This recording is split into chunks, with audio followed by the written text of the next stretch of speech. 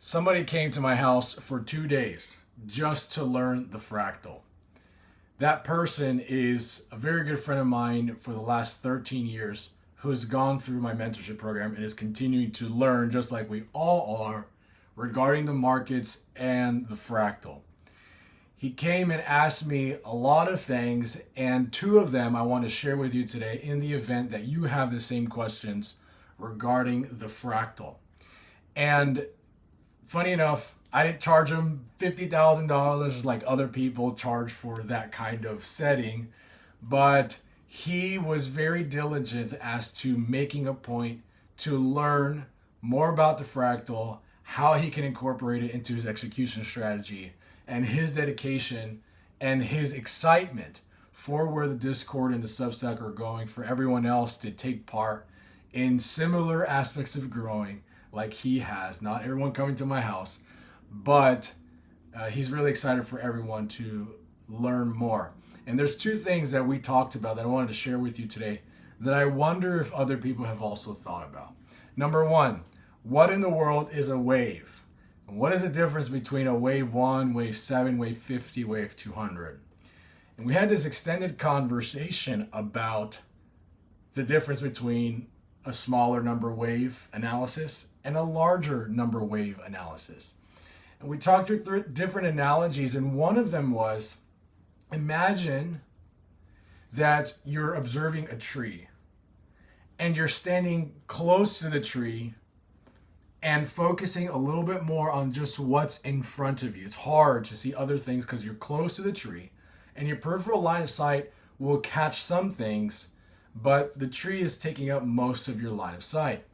But if you stand far away from the tree, then it's almost like you're zooming out and taking more into consideration than just the tree. When you're having smaller number wave analyses being done with a fractal chart, then you're taking into account a more granular look at the trend above or below the pivot, whether it's long or short. You're zooming in a little bit more to that trend, which is why you see on fractal charts with lower number waves, you're going to see more oscillation above and below the pivot. Watch this. Wave 1 daily.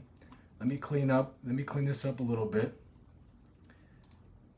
Graph settings and turn off my open states. There's a lot of oscillations going on. I'm on wave 1. When I say oscillations, I'm talking about trends above or cycles above and below the pivot, which is the black line. Now let's jump over to wave 7. 200 days to load. All these oscillations up and down. Wave 7 daily. There's not as much oscillation in the last 200 days. I'll even do 500 days. We'll see more oscillation because we have more days. But if we're looking at the same 200 days, there's less oscillation above and below. Let's do wave 20. Wave 20 is right here. There's even less oscillation above and below the pivot in the last 200 days. I did 500 days now, so we're taking into account more data, but there's less switching between above and below the pivot the higher the number is of the wave. So you're taking more into account to dictate a cycle above or below the pivot when you have a larger number wave. Larger number wave, you take more into account into what a trend consists of or a cycle consists of. Lower number wave number, you're taking less into account into what a cycle above or below the pivot takes into account. That was the first discussion that we had that I really hope helps everyone. But I want to jump back. The second thing that we talked about was spread monster. It was specifically about the statistics in this area of the spread monster. And it was about how to read the statistics. You see the statistics here. Say that 5 times fast. You see the statistics here.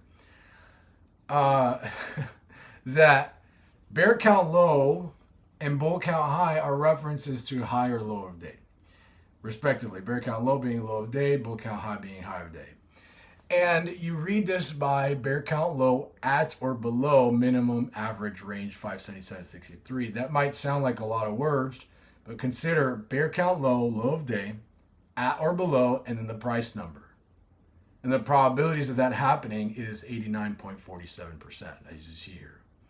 And that 89.47% is off of 19 sessions or 19 data sets of data. So here, out of the 200 days of load, 200 days loaded into this data set, we have 17 out of 19 times, which is calculated by this HL matching other parameters that meet the proper conditions to give us good statistics. The low of day is at or below 577.63. If you want to take into account more data, you're more than able. You can either switch to weekday matching to get some more pieces of data into your evaluation or into the statistics being crunched. Here you see 39. You can increase your days to load, but oftentimes just having 200 days loaded in to get some daily statistics and then just choosing the count that is higher between these two, that works. You're more than able and capable of just being able to select more days to increase this count. You hear the 78. What it does is that it's looking for conditions that are suitable. The fractal is learning those conditions that are suitable for us to be able to develop a statistical point of view for where price can go, the path of price. We talk about path of price a lot in future lessons, but those two things, what is a wave and a little bit more about the spread monster statistics, were something that were a very good discussion, and I was hoping that other people would probably benefit from that. So I hope that helps, and I hope you don't show up to my house to learn the fractal, but I'm kidding. But I'm not kidding. I hope you have a great day. Take care.